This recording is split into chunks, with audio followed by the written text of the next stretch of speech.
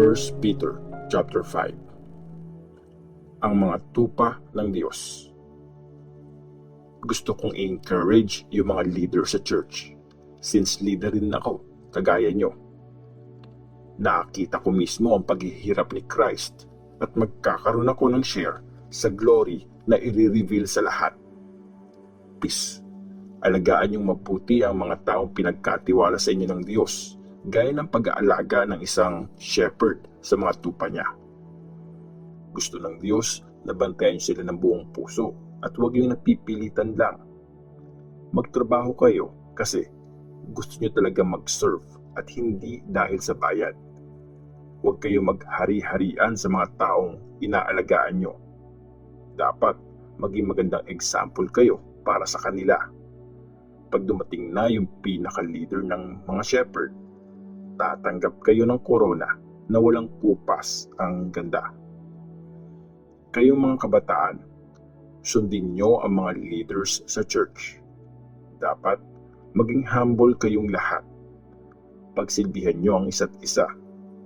Sinabi kasi sa scripture, kontra ang Diyos sa mayabang, pero binibless niya ang mga humble. Kaya maging humble kayo sa harap ng makapangyarihang Diyos at paparangalan niya kayo sa tamang panahon. Ibigay niyo sa Kanya ang lahat ng mga pinoproblema niyo kasi concerned siya sa inyo.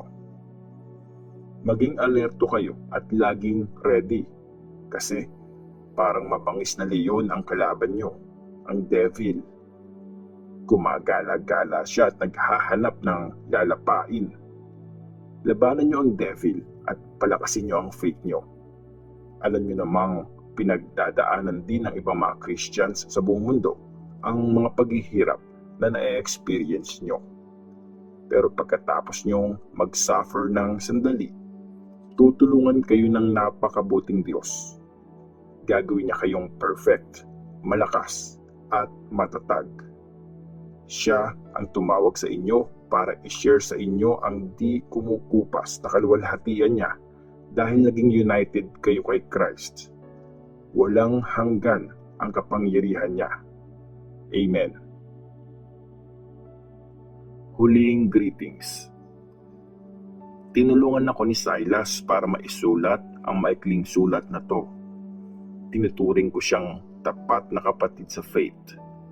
Gusto kong palakasin ang loob nyo at sabihin sa inyo ang tungkol sa totoong kabaitan ng Diyos. Huwag kayong bibitaw sa faith nyo sa kabaitan ng Diyos kahit anong mangyari. Kinukumusta kayo ng mga kapatid nyo na nasa church sa Babylon? Pinili din sila ng Diyos. Kumusta din daw, sabi ni Mark na anak ko sa faith. Kumustahin nyo ang isa't isa ng may pagmamahal. Pinagpipray kong ma-experience yung lahat ang kapayapaan dahil sa pakikipag-isa nyo kay Christ.